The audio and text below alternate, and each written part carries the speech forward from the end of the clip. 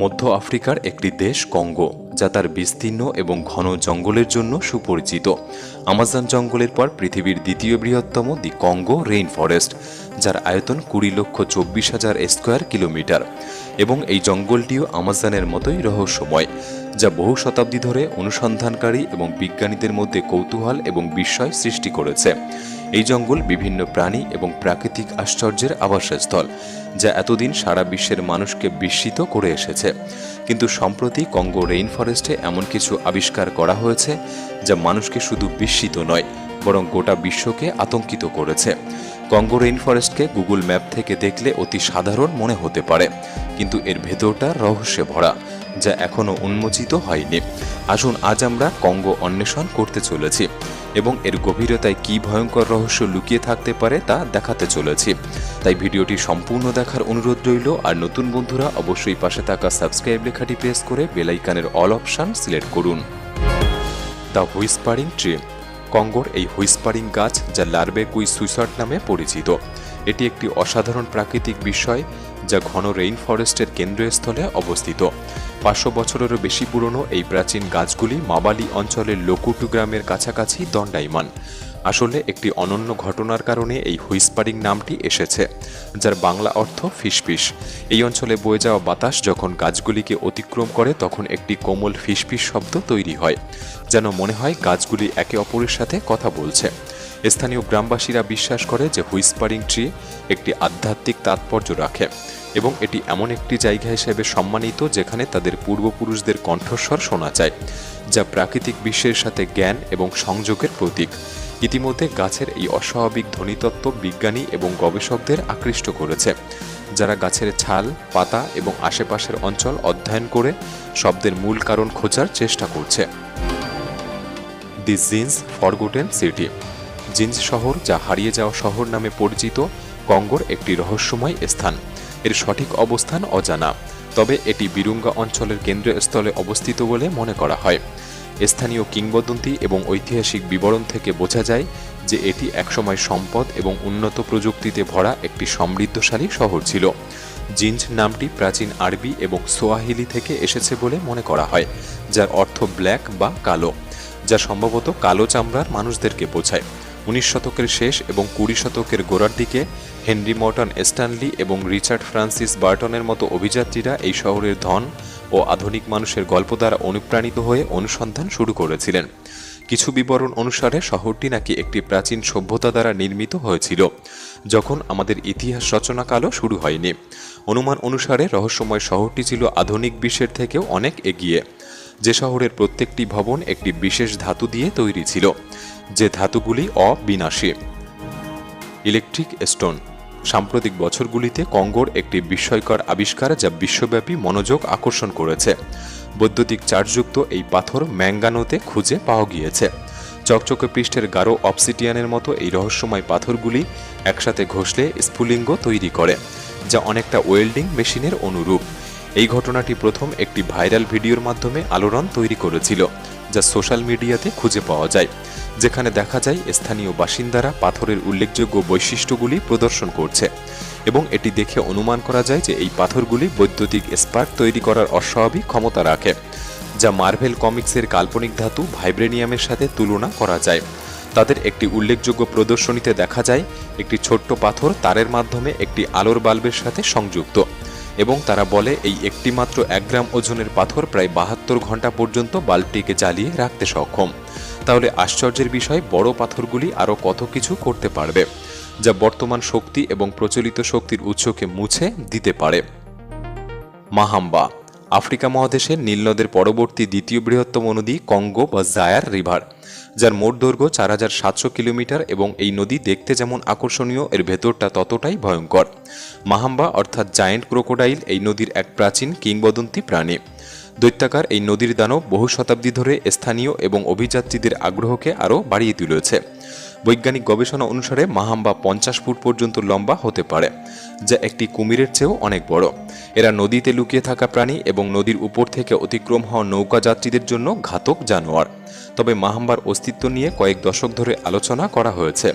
এবং কঙ্গো নদী ও উপনদীর তীরে বসবাসকারী মানুষদের কাছে জিজ্ঞাসাবাদ করা হয়েছে, যাদের থেকে জানা যায় মাহাম্বা শুধুমাত্র একটি পৌরাণিক প্রাণীর গল্প নয়।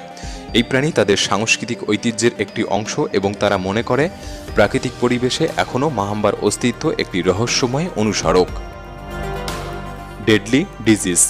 গণপ্রজাতান্ত্রিক কঙ্গো কয়েক বছর ধরে বিশ্বের সবচেয়ে মারাত্মক রোগের আতুরঘর হিসেবে দেখা গিয়েছে, যার মধ্যে হাম, পোলিও, ম্যালেরিয়া, ইবোলা, কোভিড-19-এর মতো রোগ এখানকার জাতিকে প্রায় ধ্বংস করে দিয়েছে, যে রোগের ফলে দেশের স্বাস্থ্যসেবা ব্যবস্থায় প্রচুর চাপ সৃষ্টি করেছে, যা ইতিমধ্যে সীমিত সংস্থান এবং অবকাঠামো নিয়ে লড়াই করছে।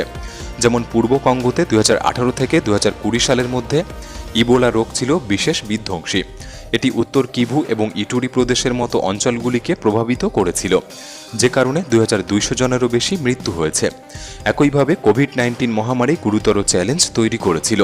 তবে ইতিমধ্যে কঙ্গো সরকার চিকিৎসা ব্যবস্থা, সরঞ্জাম এবং তহবিলের ঘাটতি পূরণ করতে শুরু করেছে। ইউনিসেফ স্বাস্থ্যসেবা ব্যবস্থার উন্নতি সম্পর্কে অনিশ্চিত, তাই তাদেরকে সতর্ক করেছে, যে কারণে এই বিশেষ রোগগুলির প্রভাব শিশুদের উপর ঝুঁকিপূর্ণ না হয়ে দাঁড়ায়। বাকা পিগমি টেলিপ্যাথি। কঙ্গো বেসিনে বসবাসকারী একটি উপজাতি বাকা পিগমি। এই গোষ্ঠী দীর্ঘকাল ধরে গবেষকদের মুগ্ধ করেছে তাদের অনন্য দক্ষতার মাধ্যমে।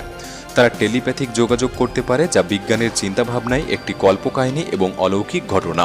তবে বাকা গোষ্ঠী অধ্যয়নরত কিছু নৃবিজ্ঞানী ঘটনাটি পর্যবেক্ষণ করেছে যে এরা সত্যি কথা না বলে বা অঙ্গভঙ্গির মতো প্রচলিত পদ্ধতি ব্যবহার না করে যথেষ্ট দূর থেকে নীরবে তাদের তথ্য বিনিময় করতে পারে।